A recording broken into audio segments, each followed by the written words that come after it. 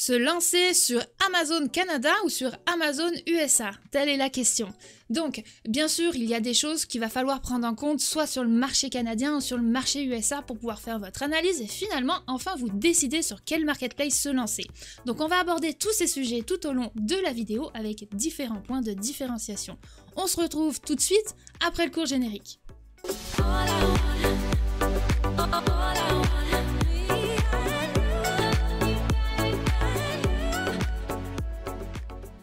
Salut, moi c'est Coralie et si vous ne me connaissez pas encore, je suis vendeuse professionnelle sur Amazon FBA aux USA et bien sûr, donc si vous ne connaissez pas encore la chaîne, je vous invite à vous abonner en cliquant sur le petit bouton en dessous pour vous tenir informé de toutes mes sorties, mes prochaines sorties vidéo et bien sûr à liker cette vidéo, c'est très important et merci beaucoup pour votre soutien. Donc aujourd'hui, on va discuter bien sûr de votre choix que vous devez faire si vous avez en faire un pour vendre sur Amazon Canada ou sur Amazon USA. C'est souvent une question qu'on me pose, donc voilà, j'ai décidé tout simplement de vous faire une réponse là-dessus via cette vidéo. Mon premier petit point, je vous dirais que dans tous les cas, vous allez avoir accès aux deux marketplaces quand vous allez ouvrir votre seller central américain. Vous aurez le Mexique, vous aurez le Canada et vous aurez les USA. Donc, dans tous les cas, comme je dis, vous avez accès à ces trois marketplaces-là. Maintenant, on n'est pas obligé de se lancer sur les trois d'un seul coup, ok? Vous pouvez choisir effectivement donc la marketplace. La seule chose que je vais vous recommander, donc si vous êtes au Québec comme moi, c'est d'ouvrir votre seller central sur Amazon.ca, donc Amazon Canada. Pourquoi? Parce que les tarifs sont différents et finalement, ça vous reviendra moins cher que d'ouvrir votre compte sur Amazon Canada, même si vous voulez vendre sur les USA. Donc, pour ça, déjà, c'est un bon premier point à vous de savoir. Maintenant, on va aborder un deuxième sujet qui est donc la démographie des pays, que ce soit des US ou que ce soit du Canada, avec le nombre de clients potentiels que vous pouvez avoir sur chacune des plateformes. Donc finalement, ça c'est quand même à penser dans votre étude, bien sûr. On va aller regarder aussi également les niches, les produits, votre but, la stratégie que vous avez et que vous voulez mettre en place pour votre business Amazon FBA, mais c'est quand même une des choses à prendre en compte. Donc, dans votre choix en tout cas, vous allez pouvoir choisir un peu plus facilement. Donc, au niveau des US, on est à 340 millions de personnes. Donc, au niveau de la démographie aux USA, on est à 340 millions de personnes. Vous avez 1,1 million de vendeurs sur la marketplace Amazon.com. Donc, ce qui nous fait à peu près 3,2 vendeurs en fait par 1000 clients. Donc ça, c'est quand même une bonne chose à savoir et à noter de côté. Donc là, ce sont des analyses et des chiffres que j'ai regardé du coup et que j'ai étudié pour vous. On a regardé un petit peu plusieurs données, plusieurs statistiques, etc. Donc là, j'essaye de vous le faire ressortir via cette vidéo-là afin que vous puissiez prendre la meilleure des décisions pour vous. Donc si jamais vous voyez des chiffres qui diffèrent, vous pouvez me le dire en commentaire, ok? Il y a beaucoup de choses sur le net des fois et des fois les chiffres changent d'un site web à l'autre. Donc là, moi j'ai étudié tout ça pour vous, j'ai réuni les informations les plus importantes. Maintenant, au niveau du Canada, on passe ici, on est à 40 millions de personnes, donc au niveau de la démographie canadienne, on est 80 000 vendeurs sur la marketplace Canada, donc là par contre ça nous fait 2 vendeurs par 1000 clients. Donc croyez-moi que j'ai été quand même assez, j'ai envie de dire, surprise, parce que finalement, si on regarde juste ces chiffres-là, bien sûr, il ne faut pas se baser que sur ces chiffres-là, on est d'accord. Mais si on regarde ces chiffres-là, finalement, on pourrait se dire, ah, 2 vendeurs par 1000 habitants au Canada ou 3,2 vendeurs par 1000 habitants aux USA, finalement, est-ce que ça serait pas plus intéressant le Canada ? Sur ce point-là, je vous dirais que oui, mais on va voir qu'il y a plusieurs choses à prendre en compte, ok? Ensuite, j'avais pris aussi un autre chiffre qui est intéressant et qui là peut faire un petit peu plus renverser ou en tout cas équilibrer la balance. Dites-vous qu'il y a 2,9 milliards de visites chaque mois sur la marketplace USA. Par contre, il y en a 203 millions par mois sur la marketplace canadienne. Donc si on remet tout ça par le nombre de clients d'habitants de chacun des deux pays, avec le chiffre du nombre de visites, on se rend compte que finalement, il n'y a pas vraiment d'écart significatif entre les deux marketplaces et que c'est sensiblement pareil, j'ai envie de vous dire, au niveau point de vue de nombre de vendeurs avec le nombre de visites des clients mensuellement. Donc voilà, ça c'était quand même un bon point que je voulais aborder avec vous. Il y a plusieurs choses à regarder et ça, c'en était une des choses et c'est ce que du coup, ben voilà, je voulais vous transmettre aujourd'hui sur ce point-là.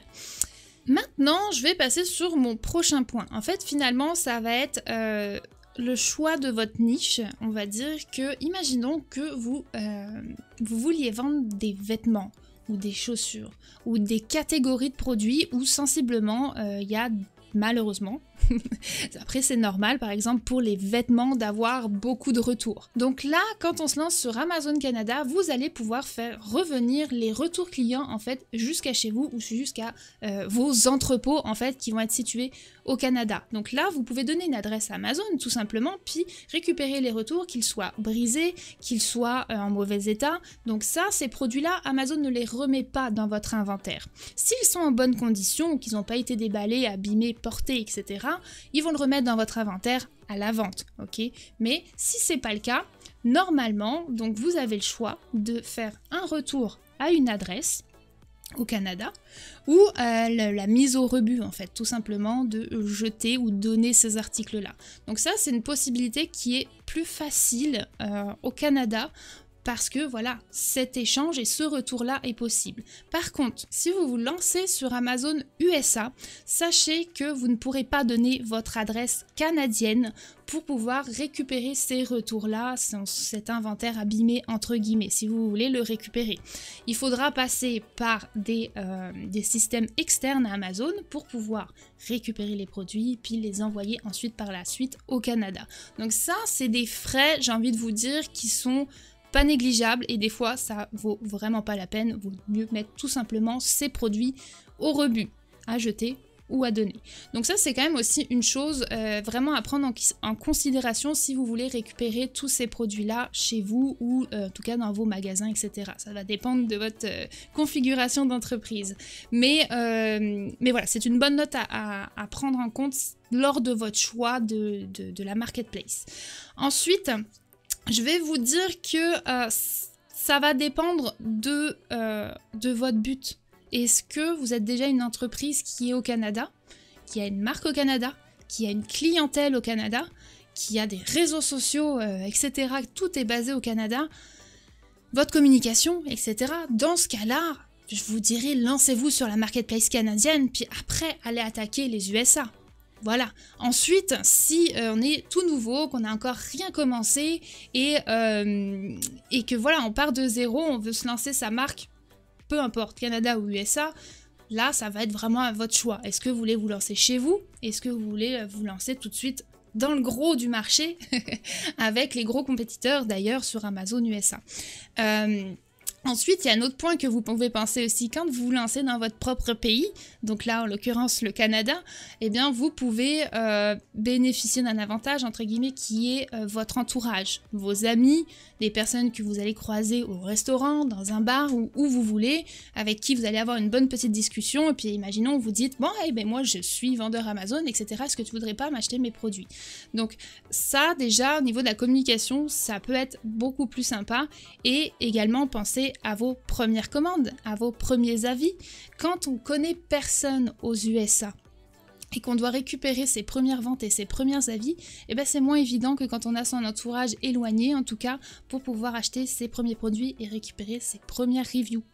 Voilà, c'est une bonne chose à penser également. Ensuite, on va passer à un point, je vous dirais au niveau du dépôt de marque. Donc, ici, sur la chaîne, on fait du private label. Donc, on va déposer sa marque auprès des institutions officielles. On va y arriver.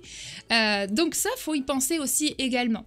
Si vous voulez vous lancer aux USA, vous allez déposer votre marque aux USA, mais par contre, notez qu'elle ne sera pas valide au Canada. Donc, si votre but par la suite et de vous lancer aux USA, puis après de vous lancer au Canada, il faudra faire un deuxième dépôt au Canada.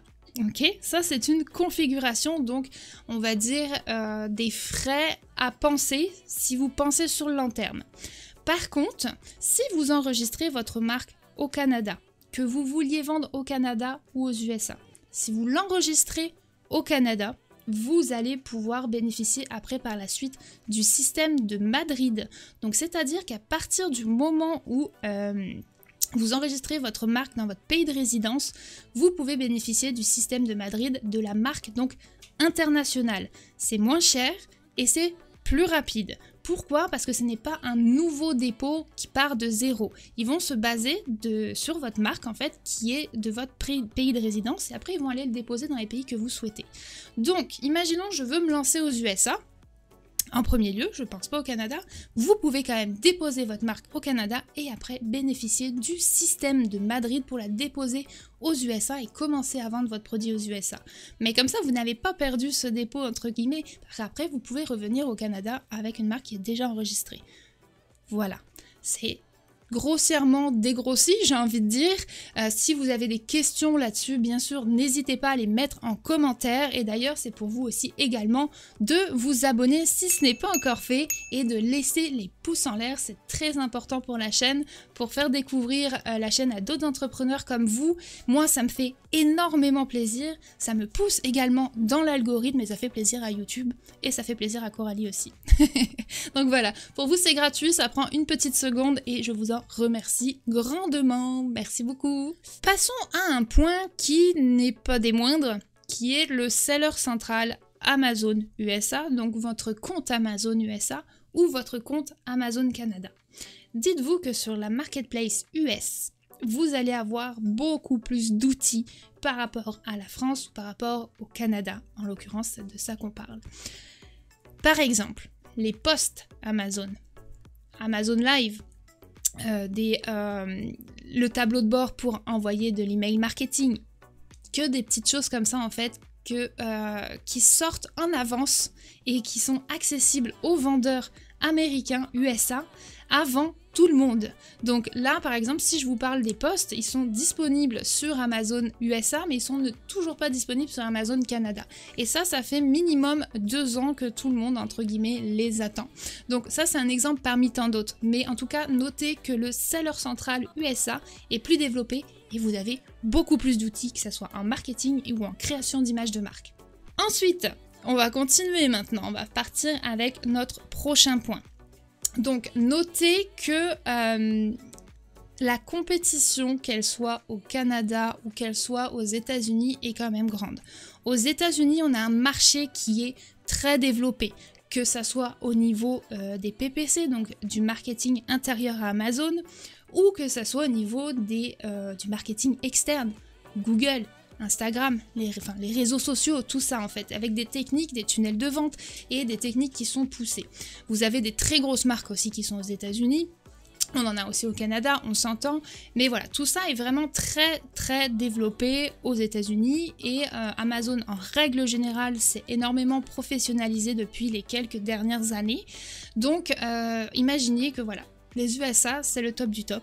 Si on pense juste PPC, donc interne à Amazon, notez également que les bids, donc les enchères que nous allons mettre sur nos publicités Amazon sont plus chères aux USA par rapport au Canada. Mais par contre, c'est sûr que les chiffres d'affaires aux États-Unis sont fous. sont fous. Si vous regardez, on va le faire ensemble d'ailleurs dans un instant. On va aller regarder 2 niches qui sont similaires, aussi bien sur la marketplace USA que sur la marketplace canadienne. Et on va les regarder. Ça aussi, ça peut être finalement le choix final que vous allez pouvoir faire en regardant les niches sur lesquelles vous êtes intéressé. Où est-ce que j'ai le plus d'opportunités? Où est-ce qu'il y a un trou pour m'infiltrer, j'ai envie de vous dire? Est-ce que ça sera plus aux USA ou est-ce que ça sera plus au Canada? Souvent, quand je regarde, les niches sont plus bouchées au Canada, à mon sens, par rapport aux États-Unis où tout va très vite, où tout est énorme et où les chiffres d'affaires sont là, les vendeurs sont là aussi, on s'entend, mais les chiffres d'affaires et les clients sont là. Au Canada aussi, mais légèrement moins. Donc en fait finalement avant que je passe sur la présentation là tout de suite, je vais vous montrer comme je vous dis 2 niches similaires sur ces 2 marketplaces là. Il y a quand même toutes ces choses là qu'il faut que vous preniez en compte. La démographie, le style de produit que vous voulez vendre, votre stratégie que vous voulez mettre en place avec votre brand, est-ce que vous êtes déjà établi, est-ce qu'on n'est pas établi, toutes ces choses là qu'il faut prendre en considération et finalement j'ai envie de vous dire que la décision finale, elle se fera au niveau des chiffres qu'on va regarder sur Amazon et de l'opportunité, de l'amélioration de produits, l'amélioration des niches, l'amélioration de la fiche produit même en tant que telle. Donc c'est parti, on va regarder ça tout de suite sur mon écran. Alors, nous voici sur un produit qui est donc le Dog Grooming Hammock. Je ne sais pas si vous en avez déjà entendu parler. Moi, je le connais un petit peu parce que je l'étudie aussi via le biais de ma formation, etc. Mais voilà à quoi ça ressemble. Donc finalement, c'est pour tout simplement faire du grooming, couper les griffes en fait des animaux de compagnie. Donc aussi bien les chiens que les chats, même si c'est très vendu pour les chiens. Donc là, ce que je vais vous montrer, c'est pas une analyse complète de la niche. Ça, j'ai d'autres vidéos sur la chaîne et je vous inviterai à aller les voir. Là, c'est vraiment pour vous montrer entre guillemets une comparaison d'opportunités qu'on peut avoir via ces 2 marketplaces là. Donc ici, par exemple, aux États-Unis, sur ce mot-clé là, dans cette niche là, j'ai 153 résultats. C'est-à-dire, j'ai de la place, complètement. Tant qu'on n'est pas au-dessus de 1000 à 2000, ça commence à être un peu plus compétitif. Mais là, on s'entend 153 résultats, je peux y aller. Ok, ce n'est pas la seule chose à regarder, mais c'est très intéressant. Si je vais sur Amazon Canada, ici, je suis à 3000 résultats. Donc là, déjà, personnellement, juste d'un premier coup d'œil comme ça, je pense que la niche Amazon USA sera plus intéressante parce qu'elle est moins bouchée, il y a moins de vendeurs. Ça, c'est le nombre de fiches produits qui est à côté de vous. Donc, il faut y penser. Voilà.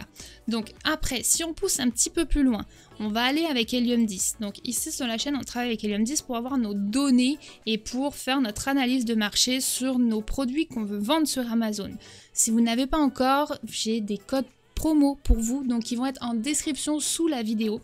Vous pouvez avoir 20% les 6 premiers mois ou 10% après sur toute l'année. Donc ça, allez-y, profitez-en.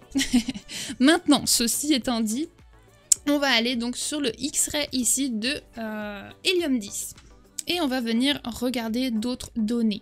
Donc là, j'ai un prix moyen à 20 $, et j'ai un revenu moyen de 10 000 $. Donc là, c'est le revenu sur les premiers vendeurs qui sont ici sur la première page. Voilà, c'est la moyenne de vente de tous ces vendeurs-là sur la première page. Donc on est à 10 085. Fait que c'est intéressant. Un produit qui me ramène 10 000 de chiffre d'affaires par mois, c'est mensuel, c'est intéressant. Moi, je reste toujours là-dedans. Après, ce qu'on va faire, c'est qu'on va regarder la compétition. Donc, ce n'est pas les seuls chiffres qu'on va regarder, mais hop, on va regarder juste ici. Donc, on ne regarde pas ceux qui sont en haut. Pourquoi? Parce qu'ils sont en SP, donc Sponsored Product. Ils ont payé pour s'afficher là. Ce n'est pas organique. Donc, nous, on va regarder ceux qui sont ici en première page. Hop, en tout cas en première place, avec... sans publicité. Donc ici au niveau des reviews, on est à 1900, 200, 2000, 3000, 25, 440, 200, 1067, 513. Donc on s'entend que c'est un petit peu élevé. C'est pas catastrophique, il y a des niches ici qui peuvent être à 10 000, 20 000, 30 000, 50 000, 70 000 reviews. Ça, c'est très compétitif et quand on est débutant, en tout cas, on se lance pas là-dedans. Parce que sinon, on risque de perdre beaucoup d'argent et beaucoup de temps. Dites-vous, vous, quand vous arrivez sur votre page, sur vos produits, en fait, vous allez arriver à vendre un produit, vous allez avoir 0 commentaire, ou en tout cas au début de 1 à 5 commentaires. Ok, fait qu'à côté des gros qui vont avoir 30 000 commentaires, si vous n'avez pas un produit exceptionnellement bien amélioré, etc., un gros effort marketing derrière, on s'entend que les clients vont aller vers ceux qui ont le plus d'avis.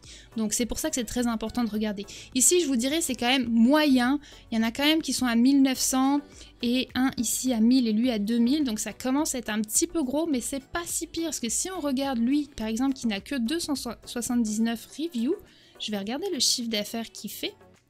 Hop, il fait 33 000 de chiffre d'affaires. Fait on va dire que c'est pas parce que la personne à côté a 1000 ou 2000 reviews, il fait un peu moins de chiffre d'affaires, on s'entend, mais ça reste toujours intéressant. Donc là, au niveau de la compétition, on n'est pas super free, libre, mais il n'y a aucun produit qui est parfait d'ailleurs, dites-le vous. Hein. Mais par contre, ça reste quand même encore intéressant. Donc à pousser plus longuement, mais je vais pas passer 45 minutes avec vous sur cette vidéo là-dessus, ok? Là, c'est vraiment pour vous montrer une différence. Donc là, regardez, au niveau des reviews, on est quand même moyen, il y a quand même pas tant de commentaires que ça peut être intéressant. Et les chiffres, les revenus moyens sont à 10 000. Maintenant, on va aller regarder ça sur le Canada. Hop, on fait notre petite Chrome extension, X-Ray. Et ici, voilà ce que je voulais parler. Donc là, souvenez-vous, aux US, on est à 10 000. Au Canada, on est à 2 000. En revenu moyen. Ça commence à être vraiment moins intéressant. C'est pas catastrophique, mais je vous dirais qu'un produit qui fait 2000 de chiffre d'affaires, c'est du chiffre d'affaires, c'est pas du bénéfice. Là-dedans, il y a de la publicité, il y a tous vos frais Amazon, etc. Tout à compter. 2000 $ sur un produit comme ça, c'est pas énorme. Ça me plaît beaucoup moins. À partir de 10 000, on peut dire ok, là ça commence à devenir intéressant, mais à 2000, donc en revenu moyen déjà, je suis encore moins contente du Canada. Ensuite, on va regarder au niveau des reviews, on va faire exactement la même chose. Hop, je vais jusqu'ici, et là si on regarde au niveau des reviews, donc là on est à 3000 ici pour le premier. Après par contre les autres sont intéressants. Regardez, il n'y a vraiment pas beaucoup de commentaires, on est tout en dessous de 1000, lui qui fait 32, 86 commentaires, on va aller regarder par exemple leurs revenus. Ici, voilà, 5000 et 6000. 5000 ici, 4000, 1000.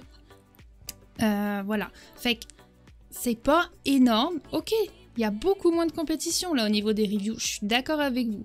Après, à voir si le chiffre d'affaires en vaudrait la peine ou pas.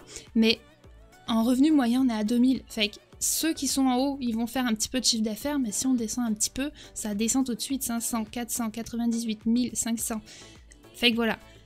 Grossièrement, comme ça de prime abord, c'est beaucoup moins intéressant le Canada que les USA et c'est ça que je voulais vous montrer aujourd'hui sur la vidéo. Si je pourrais prendre un autre produit et que ça soit complètement différent, mais il y a tellement de choses à prendre en considération avec tous les points que je vous ai dit plus haut que finalement le choix final, il sera le vôtre. Tout simplement par rapport à votre stratégie, à votre produit, à la niche dans laquelle vous voulez vous lancer et à ce que vous voulez faire de votre business également. Si vous voulez gagner des millions, entre guillemets, de dollars ou si vous voulez faire un petit produit comme ça, voilà. Même si je pense que c'est pas la meilleure des stratégies, quand vous vous lancez sur Amazon, c'est un vrai business, on n'y va pas à la rigolade. Voilà. Sinon, vous pouvez perdre beaucoup, tout simplement. Et c'est pas ça qu'on encourage sur la chaîne. Faut vous former, il faut savoir ce que vous faites et voilà, avoir la vraie stratégie à lancer. Là-dessus, si jamais vous êtes intéressé, je propose une formation complète, étape par étape, donc de A à Z en fait, pour pouvoir vous lancer sur Amazon, choisir le bon produit, éviter les erreurs et du coup faire votre lancement, pré-lancement, marketing, etc., etc. Sourcez votre produit pour vous lancer sur Amazon FBA, Canada ou USA. Voilà, donc ceci étant dit, je vous mets bien sûr le lien en description et si vous êtes intéressé, allez jeter un coup d'œil. Je suis disponible pour toutes les questions, il n'y a aucun problème, en commentaire, sur Facebook ou sur Instagram, c'est comme vous le souhaitez. Voilà, ça c'est dit. Maintenant, en petit récapitulatif, voilà, comme je vous disais, c'est vraiment votre choix final et si vous avez encore des doutes, en commentaire, encore une fois sous cette vidéo, posez-moi toutes vos questions, il n'y a aucun problème. Là-dessus, j'espère que cette vidéo vous aura aiguillé et que vous allez pouvoir prendre la meilleure des décisions pour votre business et vos envies sur Amazon FBA. Là-dessus, je vous dis à très bientôt sur la chaîne, sur une prochaine vidéo ou en live d'ailleurs, n'hésitez pas. Et à toute la communauté québécoise, française et tout simplement francophone du monde entier, on lâche rien. Ciao ciao!